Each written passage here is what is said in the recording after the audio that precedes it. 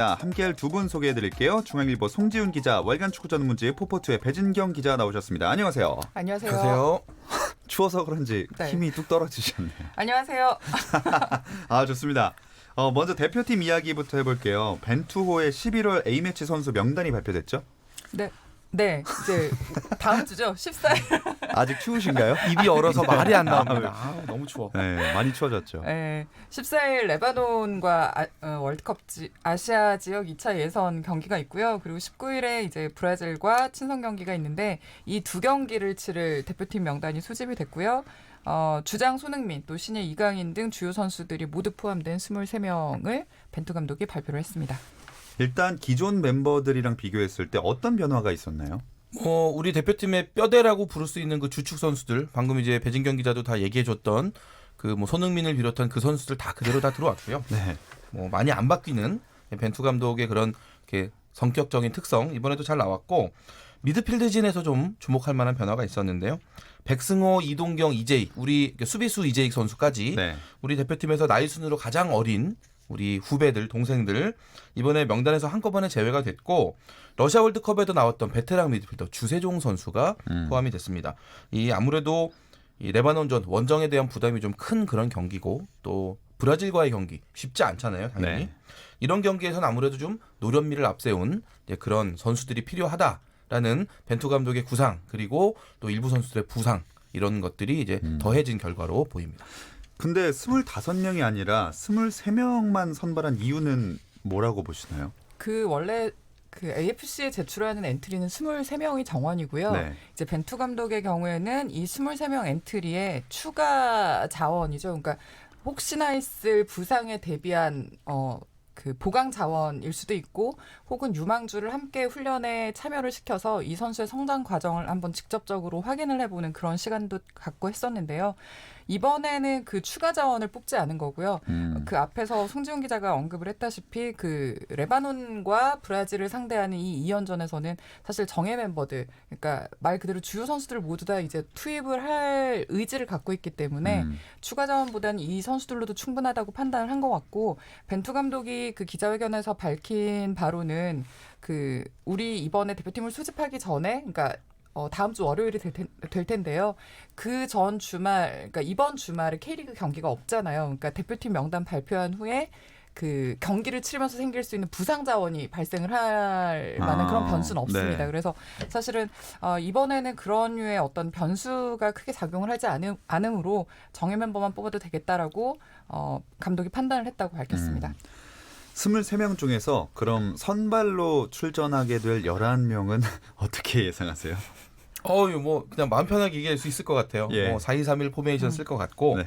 이번에는 그전 경기들과 좀 비교하자면 좀 다른 점이 보수적인 경기 운영이 필요한 두 경기거든요.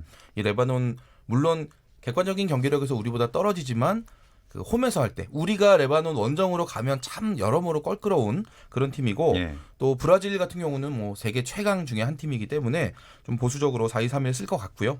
황의조 선수 맨 앞에 있고, 손흥민, 이재성, 황희찬 이선에 있고, 정우영, 주세종 선수 뽑았으니까 이제 써야겠죠. 그리고 김진수, 김영권, 김민재, 이용, 그리고 골키퍼 김승규까지로 구성하면 아마 제 생각에 한두 명 빼곤 다 맞을 것 같습니다. 이쪽 저쪽. 한두 명의 저는 약간 이견이 네네네. 있는데요. 이재성보단 남태희가 되지 않을까. 벤투 감독이 남태희를 굉장히 좀 그렇죠. 뭐, 중용했었잖아요. 네, 그 첫 경기에 대한 임팩트가 굉장히 강렬해서 한번 두고 볼까요? 주로 이런 거 내기하면 제가 집니다. 네, 제가 뭐 자신감은 없는데 일단 한번 내기를 해보는 걸로. 네네. 네, 궁금하네요. 누가 이재성 선수와 또 남태희 선수 중에 누가 나오게 될지 한번 지켜보겠습니다. 그나저나 손흥민 선수의 상황에 대해서 많은 분들이 걱정을 했는데 그래도 잘 이겨내고 있는 것 같아서 다행이에요. 네, 그 손흥민 선수가 소속팀의 프리미어리그 경기 에버턴전에 나섰다가 그 상대 안드레 고메스와 대결을 하던 중에 백태클을 했는데 그게 의도치 않게 이제 그 고메스 선수의 발목 골절 부상에 영향을 끼친 직접적인 요인이 되면서 생각보다 굉장히 좀 충격을 크게 받은 모습이었어요. 그 손흥민 선수가 막 울기도 하고 굉장히 좀 충격을 크게 받은 모습이어서 모두가 걱정을 많이 했는데, 그 경기 사흘 뒤에 치른 챔피언스리그 지베지다 원정 경기에서 다행히 선발 출전해서 2골을 넣고 또 골을 넣은 다음에 카메라에 그 어떤 사과하는 세리머니까지 보여주면서 이 선수가 심적으로는 굉장히 힘들었지만 그래도 잘 추스르고 일어나서 다시 또 자신이 해야 될 경기장에서 해야 될 몫을 제대로 하고 있구나. 또 벤투 감독도 사실 기자회견 당시에 그런 얘기를 했거든요. 손흥민 선수와 고메스 선수 모두에게 어떤 불행한 일이 벌어졌지만 손흥민 선수는 계속해서 앞을 향해서 나가야 되는 선수고 빨리 털어내야 된다라고 주문을 했었는데 다행히 손흥민 선수가 좀 잘 회복을 해서 대표팀에 합류하게 되는 상황이 된 것 같습니다. 네, 정말 말씀해 주신 대로 다행스럽게도 잘 이겨내고서 대표팀에 합류해서 더 다행이라는 생각이 듭니다. 레바논 원정길이니까 그 현지에서 제각각 따로따로 소집이 되는 건가요? 일단 국내에서 뛰는 선수들은 같이 모여서 나가 조금 전에 그 축구협회에서 보낸 문자 보니까 네네. 일요일 밤에 나가는 걸로 좀 그렇게 결정이 됐는데 뭐 우리나라에서 뛰는 선수들은 모여서 나가겠지만 이제 유럽파 특히나 해외파 이제 이 선수들은 현지에서 바로 모이면 되죠. 그러니까 아마 동선 자체는 되게 복잡하게 그러나 해외파 선수 입장에서 본다면 그 비행 시간이라든지 시차라든지 이런 부분에 대한 부담감은 최소화되는 오히려 유럽파 쪽으로 좀 더 여러 가지로 유리한 점이 있는 원정 경기가 될 것 같습니다. 자, 레바논의 피파 랭킹은 현재 91위입니다. 근데 그래도 아까 얘기 나왔지만 중동 원정이 이게 만만히 볼 게 아니잖아요. 뭐 중동하면 아무래도 시차라든가 날씨라든가 또 그라운드 사정이라든가 홈팬들의 열광적인 응원이 아무래도 우리와는 좀 극단적으로 좀 다른 부분이 있어서 부담스러운 게 사실이고요. 레바논 하면 이상하게 저희가 송지훈 기자랑 계속 같이 레바논에 대한 얘기를 참 많이 하는 것 같은데 네. 저희가 또 레바논과의 어떤 인연이 있습니다. 2011년 그 아시아 지역 예선 3차 네. 예선을 치르던 당시에 레바논 그 참사 현장에 저희들이 같이 취재를 갔었는데요. 기억나시죠? 심지어는요. 제가 그때 스포츠 전화 연결이 있었거든요. 네. 근데 전화가 3번 끊어지고 결국은 방송사고로 끝났습니다. 하하. 그 경기장 주변에 총 들고 서 있는 군인들도 무서웠고 장갑차 보는 것도 불쾌했고 네. 여러 가지로 경기 외적인 좀 그런 불쾌감들이 네, 많았던 맞아요. 그런 원정이었던 것 같습니다. 그래서 원정에서는 굉장히 좀 항상 어렵게 우리가 경기를 하고 전적 자체는 사실 레바논 원정에서 2승 2무 1패로 뭐 비교적 대등하다고 볼 수는 있지만 그 내용으로 보면 항상 좀 고전을 했던 그런 경험들이 있어서 사실 이번에도 좀 경계를 해야 되고요. 벤투 감독 체제로 이번에 월드컵 예선을 치르면서 뭐 투르크메니스탄 원정 같은 경우는 2대0으로 승리를 하긴 했지만 평양 원정에서는 사실 굉장히 우리가 고립되어 있는 상황에서 네. 무승부를 하고 왔잖아요. 확실히 원정에서는 우리가 원하는 경기력과 결과를 가져오기가 어렵기 때문에 이번에도 좀 잘 선방해야 되겠다. 그리고 가능한 승리를 가지고 와야 되겠다라는 생각을 좀 해봅니다. 네, 그래도 개인적으로는 북한 원정보다는 나은 원정이 아닐까라는 생각을 해봅니다. 아닌가요? 아니요. 아무래도 익숙하겠죠. 저도 그렇게 생각을 하고요. 예. 북한 원정은 정말 사상 최악의 원정이죠. 왜냐하면 가서 무슨 일이 있을지를 우리가 예측할 수 없기 때문에. 네. 그러니까 사실 그게 제일 무서운 거거든요. 일어난 일도 바로 알 수가 없는 그렇죠. 참 신기한 그런 상황이었죠. 부분이라서 좀 많이 선수들의 긴장감도 많이 높은 네. 그런 경기고 레바논은 환경적으로 많이 열악해서 음. 힘든 이제 그런 매치가 되겠습니다. 자, 레바논과 브라질의 A매치를 치르게 되는데 그 일정을 자세하게 한번 짚어주실까요? 네, 다음 주 목요일 14일 밤 10시에 레바논과 월드컵 아시아 지역 2차 예선 4차전을 치르고 19일 아랍에미리트 연합에서 브라질과 친선 경기를 갔는데 그 한국이 브라질과 대결하는 거는 2013년 10월 서울에서 열린 친선 경기였죠. 예. 그때 이후로 6년 만이고요. 이번 경기는 브라질 축구협회 초청으로 성사가 됐는데 뭐 세계적인 스타 네이마르는 이번에 햄스트링 부상으로 명단에서 빠졌지만 그 유럽에서 우승한 리버풀의 피르미누, 또 맨시티의 가브리엘 제수스, 또 바이에른 뮌헨의 필리페 쿠티뉴 같은 그 유럽 주요 리그에서 뛰고 있는 스타들이 이제 굉장히 많이 출전을 하기 때문에 포함이 되어 있기 때문에 직접적으로 만나서 대결을 할 가능성이 굉장히 높습니다. 네. 아마 레바논과 또 브라질과의 A매치 많은 분들이 기대하실 것 같습니다. 그리고 또 한참 아우들의 팀인 17세 이하 대표팀도 이 월드컵 4강 신화에 도전하고 있잖아요. 우리 지금 언론사 중에 그 현장에 취재 가 있는 매체가 한 군데도 없거든요. 아, 그래요? 통신사에서 지금 사진 기자만 한 명 가서 사진만 보내주고 있는데 조만간 제 예상으로는 우리 브라질에 또 우리 기자들 우르르 몰려가지 않을까.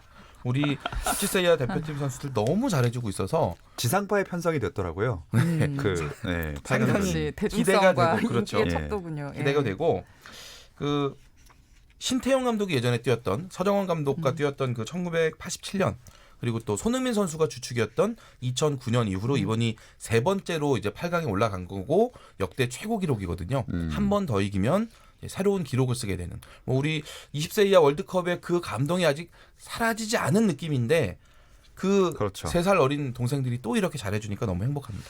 자, 이 4강 신화를 가를 8강전이 한일전이 근데 될 줄 알았는데 저 주변에서도 많은 분들이 한일전 했으면 좋겠다 했는데 일본이 아니라 상대가 멕시코로 결정됐어요. 그러게요. 일본이 올랐으면 저는 이겼을 거라고 생각을 했는데. 아, 네, 오히려. 저도 그렇습니다. 네, 네. 왜냐하면 토너먼트에서 한일전이 벌어지면 한국의 승률이 상당히 무조건 우리가 높은 편에. 이깁니다. 네. 공식인가요? 네.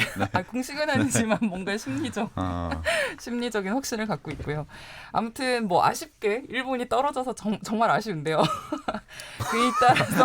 이에 따라서 한국의 좋아하시네. 8강 상대는 멕시코로 결정됐습니다. 이 멕시코 히스토리가 좀 재밌는데요. 예. F조에서 파라과이, 이탈리아에 이어서 3위를 했어요. 그러니까 3위면 사실상 그러니까 토너먼트 직행한 팀은 아니고요. 네. 와일드카드로 이제 16강에 합류를 한 팀인데 사실 이 팀이 뭐 못했다라기보다는 그 화력이 굉장히 좋더라고요. 그러니까 조별리그에서 9골을 넣었는데 조별리그에서는 사실 그 파라과이와 똑같은 그 다득점을 기록을 했던 팀인데 이제 전적 관리에서 조금 승점이 아쉽게 돼서 그 와일드카드가 됐던 상황이었고요.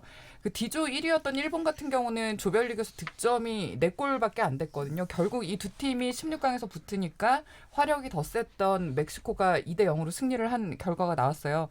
뭐 한국과 이제 우리가 8강을 치르게 됐는데 한국은 조별리그 3경기에서 5골을 넣고 5실점을 했거든요. 네. 그러니까 사실은 이 득점에도 좀 신중하고 어떤 전략적인 접근이 필요하겠지만 무엇보다 이 멕시코의 화력을 감당할 수 있는 그 수비 조직력을 좀 한 번 더 정비를 해야 될 때가 아닌가라는 생각이 좀 듭니다. 네, 연령대가 어린 대표팀은 예상하기는 어렵긴 하지만 거두절미하고 그래서 결국 스코어 예측은 어떻게 하시나요? 우리가 일본을 만났어야 된다는 생각이 다시 한번 더 들고요. 네. 그러니까 이게 뭐 멕시코가 강하다는 그런 의미가 아니라 우리가 유럽이나 남미처럼 딱 스타일이 정해져 있는 팀들을 만나면 그래도 우리 나름대로 이렇게 방식으로 잘 대처를 하는데 네.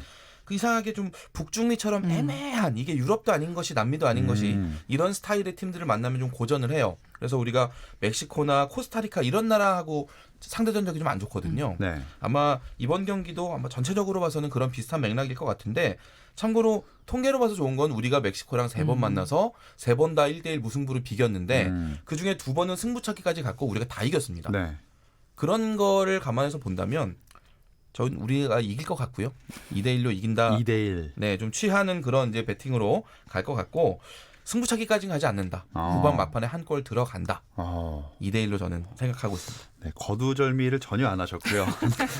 배진경 기자님은 저는 근거는 거의 같은데 네. 저는 2대2 무승부에서 연장전에서 승리를 하자고 저는 좀 기원을 하고 싶습니다. 2대1에서 한 골을 더 실점하고 승부차기를 간다. 아니요. 승부차기가 아니라 2대2로 갔다가 연장전에서 연장전에서 득점한다. 골을, 승부차기는 저도 승부차기는 원하지 아니군요. 않습니다. 네. 좋습니다. 2대1과 3대2네요, 결국에.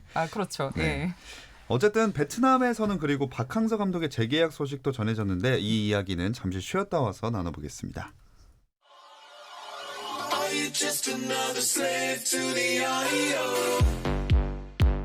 국내 유일 스포츠 매거진 라디오 김종현의 스포츠.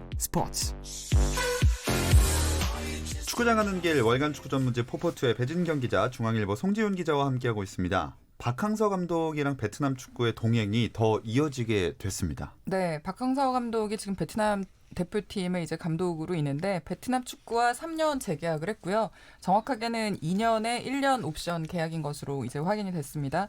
박항서 감독이 베트남 대표팀을 이끌고 지난해 아시안 게임에서 4강 진출의 성과를 냈고 또 동남아에서 월드컵이라고 불리는 스즈키컵에서 10년 만에 우승을 했는데 특히 이제 결승에서 베트남의 숙적인 태국을 꺾었던 게 이 감독의 하이라이트였다고 볼 수 있을 것 같습니다. 뭐 우리로 따지면 월드컵 결승이라고 하긴 그렇고 뭐 4강에서 네. 일본을 꺾고 뭔가 신화를 세운 그런 그런 격이 아닐까 싶은데요. 연봉도 이제 베트남 축구 역사상 최고 대우인 것으로 지금 확인이 되고 있고요. 뭐 비공개라고는 하지만 현지 언론에 따르면은 그러니까 한 3배 정도가 뛰었다고 해요. 연봉 한 2억 5천에서 7억 정도의 네. 수준으로 지금 올랐다고 하고요. 뭐 단순히 축구 성적뿐만이 아니라 그 양국 간의 그 민간 외교관으로서의 역할을 좀 하고 있는 셈이어서 그 역할에도 또 특별한 기대가 실리고 있는 상황입니다. 네, 송지훈 기자님이 박항서 감독님이랑 좀 인연이 깊다고 들었는데 재계약을 미리 알고 계셨나요? 뭐 사실 재계약을 한다는 게 양쪽에서 합의가 된 거는 이미 협상 초기, 그러니까 7월에 시작을 했는데 이미 그때 어느 정도는 양쪽에서 타협점이 만들어져 있던 그런 상황이었고요. 근데 이게 빨리 발표가 안 된 게 그 베트남에도 지금 모두가 박항서 감독에게 열광적으로 응원한다고 알려져 있지만 그 자리를 또 뺏고 싶어하는 분들도 분명히 있어요. 내가 하면 더 잘할 수 있는데라는 분들이 있어서 그분들 중심으로 좀 박항서 감독에 관련한 안 좋은 소문들 많이 나왔습니다. 돈만 밝힌다, 뭐 다른 나라로 협상을 몰래 하고 있다 등등등 인신공격에 가까운 그런 그 기사들도 많이 나와서 그 시점에 그냥 재계약을 하면 이미지가 좀 뭔가 회복하지 않을 수도 있겠다라는 어려울 수 있겠다는 판단 때문에 좀 늦췄던 거고 이미 합의는 상당히 오래전에 됐고요.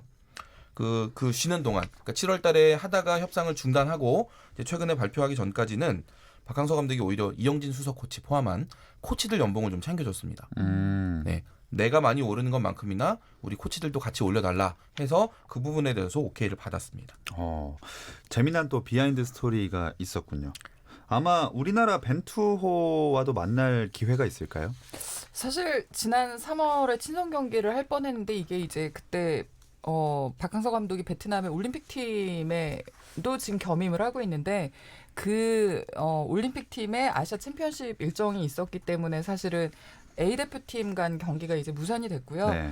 혹시 2차 예선에서 만날 수 있을까를 기대했지만 이번에 조편성이 이제 함께 같은 조에 속하지 않으면서 불발이 됐고 혹시 이제 최종 예선에 두 팀이 모두 진출을 한다면 최종 예선에서 혹시 만날 수 있는 가능성이 있지 않을까라는 생각이 듭니다. 네, 뭐 당분간 조만간에 만나기는 좀 어렵겠지만 언젠가 한번 진짜 국가대표로 경기를 펼치는 모습을 볼 수 있었으면 좋겠습니다. 또 우리 예전에 그거 있잖아요. 우리 대표팀하고 베트남 대표팀하고 친선 경기 한번 하기로 했다가 연기된 거 네, 있거든요. 맞아요. 그거 하나 저금해 놓은 거 있으니까 그걸 나중에 그치. 적당한 시점에 한번 친선 경기 한번 하는 것도 괜찮을 것 같습니다. 저금은 결국 소비하려고 저금하는 거니까. 이제 K리그 이야기로 넘어가 보겠습니다. K리그 1은 FA컵 결승이랑 A매치 때문에 3주 정도 휴식기에 들어가네요. 네, FA컵 이제 결승 1차전 주중에 있었고요. 모레 일요일에 2차전이 열리게 되고 우승팀이 탄생을 하기 때문에 K리그도 지금 리그 일정 멈추고 FA컵 챔피언의 탄생을 기다리고 있는 그런 상황입니다. 바로 이어서 A매치 휴식기가 넘어가게 되기 때문에 휴식기가 3주 정도 꽤 길게 잡혔습니다. K리그 1은 뭐 우승팀, 강등팀 아직 딱 결정은 안 된 상황이죠. 우승팀과 강등팀 모두 지금 거의 역대급의 어떤 경쟁이 벌어지고 있고요. 시즌 대부분의 기간을 지금 전북이 선두를 유지해 왔다가 최근에 이제 파이널 라운드 돌입 후에 울산이 이렇게 뒤집어서 승점 3점 차의 그 리드를 유지를 하고 있는 상황이고요. A매치 휴식기가 끝나면 37라운드에서 두 팀이 바로 맞대결을 벌이거든요. 아마 이 경기가 그 어떤 그 우승컵의 향방을 알 수 있는 굉장히 좀 결정적인 경기가 되지 않을까라는 생각이 들고 강등권도 지금 말 그대로 난리가 좀 났습니다. 사실 35라운드까지는 어느 정도 윤곽이 좀 잡혀가는구나 싶었는데 뭐 인천이 잔류를 하고 뭐 제주가 좀 굉장히 강등이 유력해 보인다라는 게 어떤 그 판도였는데 지난 36라운드에서 인천과 제주가 맞대결을 벌여서 사실상 승점 6점을 제주가 챙겨오는 그런 효과가 생겼거든요. 인천을 제자리에 멈춰 세우고 제주가 따라 붙으면서 지금 10위부터 12위까지 3점 차로 완전히 다 좁혀져서 사실 남은 경기에서 제주가 다 이겨버리고 이 인천과 경남이 삐끗하면 이게 또 어떻게 될지 모르는 그런 상황이 됐습니다. 굉장히 좀 흥미진진한 상황에서 지금 중단이 됐거든요. 이 3주 동안 각 팀들이 어떤 정비와 어떤 준비를 할지가 굉장히 좀 관심이 쏠리고 있습니다. 진짜 초조할 것 같아요. 10위 인천이 30점이고 11위 경남이 29점, 12위 제주가 27점. 한 경기면 거의 뒤집힐 수 있는 그런 차이기 때문에 3주 동안 정말 팀들이 굉장히 초조할 것 같습니다. 선두 경쟁도 지금 승점 3점 경쟁, 예. 그리고 강등권에서도 3점 안에 다 들어있거든요. 제가 이 관련한 이야기를 할 때마다 항상 우애 좋은 경쟁이다 이렇게 얘기를 하는데 좀 치고 나갈 수 있는 기회가 오는 팀들이 이렇게 같이 있는데 무너져주고 예. 이기면 같이 이기고 예. 지면 지고 같이 지고 참 이렇게 우애 좋은 팀들이었나 싶을 정도로 팬들 입장에서 뭐 행복한 거죠. 그렇죠. 끝까지 재미를 이제 가져가면서 볼 수 있으니까 어쨌든 다시 FA컵을 당장 펼쳐질 우승팀 가리는 걸 얘기해 보겠습니다. 이 1차전도 상당히 제가 생각했을 땐 의외로 흘러갔던 것 같아요. 의외인 것 같기도 하고 올 시즌 수원을 보면 일관성이 있는 것 같기도 하고. 아니 슈팅을 그렇게 많이 때렸는데 그러니까 수원이 참 올 시즌 굉장히 약점이 공격에서 결정력이 예. 굉장히 떨어진다는 점인데 그날 그게 다 드러났던 것 같아요. 그러니까 두 가지 문제인데 하나는 결정력이 약하다는 점과 믿을 만한 공격수 타가트에 대한 의존도가 너무 높다는 거. 그날 이제 사실 코레일은 굉장히 페널티 안에서 기회를 열어주지 않는 전략을 굉장히 좀 잘 구사를 했는데 타가트가 막히니까 결과적으로는 수원이 득점을 챙기지 못하는 상황이 됐거든요. 1차전은 0대0으로 무승부가 됐고 그 코레일 감독은 확실히 수원 공격을 틀어막은 것에 만족을 하고 2차전에 기대를 걸었고 수원도 사실은 좀 안도를 했던 건데 골을 주지 않고 무승부를 어쨌든 무승부라는 패하지 않은 결과를 끌어와서 2차전에서 좀 반전을 노리겠다라는 그런 의지를 보였습니다. 2차전이 며칠에 펼쳐지죠? 이제 일요일 날 이제 오후 네. 2시에 수원 월드컵 경기장에서 열리게 되는데 제가 1차전 그 배진경 기자랑 이제 보면서도 이제 그 대화를 하면서 이제 네. 그런 얘기 왜 이렇게 치열해? 이런 얘기를 했었거든요. 골대는 오히려 대전 코레일이 한번 맞추고 네, 제일 이게 치열할 거라고 예상을 못했는데 너무 치열해서 저도 약간 좀 깜짝 놀랐는데 사실 그 토너먼트는 기세가 중요해요. 특히나 이제 경기를 앞둔 그 시점에 기세가 중요한데 코레일 같은 경우는 지금 올라온 상황 보면 울산, 이랜드, 강원, 상주 지금 1부 리그 팀을 3팀이나 무너뜨리고 올라왔거든요. 네. 수원 정도도 충분히 해볼 만하다라는 그 자신감 이게 실제로 경기력이 얼마냐를 떠나서 이 자신감 자체가 굉장히 플러스가 됩니다. 뭐 코레일의 경기력을 보면 그런 부분이 상당히 많이 녹아 있다라는 거 아마 여러분들도 느끼실 겁니다. 자, 정말 하부리그 팀에서 좋은 모습을 보여주는 팀들이 이번에 특히나 많이 나왔던 것 같은데 K리그 2의 대전 시티즌이 시민구단에서 기업구단으로 전환이 된다고요? 네, 대전 시티즌이 2006년 시민구단으로 재창단하고서 이제 좀 힘겨운 어떤 운영들을 계속해서 해왔는데 하나금융그룹에 인수돼서 기업구단으로 새 출발하게 됐고요. 5일 대전시와 대전시청에서 하나금융그룹과 이제 그 시티즌 투자 유치 협약 체결을 맺었습니다. 뭐 충청 대표은행이 이제 하나금융그룹이다라는 상징성이 있고 또 공익적 역할을 다하겠다라는 한국 축구에 그동안 꾸준히 이제 좀 발전에 기여를 해왔다라는 어떤 그런 의미도 있고요. 네. 앞으로 이제 이런 좀 어떤 정돈과 그러니까 뭐 선수단이라든가 기존에 그 계약이 되어 있는 구단 직원들이라든가 이런 부분들에 있어서의 그 고용 승계 문제 그리고 네. 또 시설을 활용하는 문제들에 대한 논의 후에 뭐 이사회와 주주총회 등의 어떤 그 후속 절차를 거쳐서 완전히 좀 인수를 해서 다시 완전히 좀 새로운 모습으로 분위기를 쇄신을 하겠다라는 그런 의지를 보였습니다. 그 황선홍 감독이 내정됐다는 소식도 이어졌더라고요. 뭐 보도가 나왔고 사실 제가 취재한 바에 따라도 이제 황선홍 감독이 유력한 게 맞는데 지금 엄밀하게 말하면 이 하나금융그룹이 아직까지 대전 시티즌 인수한 건 아니거든요. 그럼 그와 관련한 이제 긍정적으로 협상하겠다라는 의지를 밝힌 거고 기존의 이응실 감독을 계속 기용을 하든 아니면 황선홍 감독으로 바꾸든 간에 지금 그런 부분들은 아직까지는 하나금융그룹 머릿속에 있는 아이디어 수준인 거죠, 아직은. 근데 그런 면에서 보면 이 감독 기사화가 너무 좀 빨리 된 그런 감이 있습니다. 자, 어쨌든 축구 이야기는 오늘 여기까지 나누겠습니다. 송지훈 기자, 배진경 기자 함께했습니다. 고맙습니다. 감사합니다. 프리미어 12 경기 소식 알려드리겠습니다. 쿠바와 한국 5회 말 경기 진행 중이고요. 대한민국이 4대0으로 앞서고 있는 상황입니다. 주말에는 9시 20분부터 저희와 함께 하실 수 있습니다. 월요일 8시 30분에 돌아올게요. 김종현의 스포츠.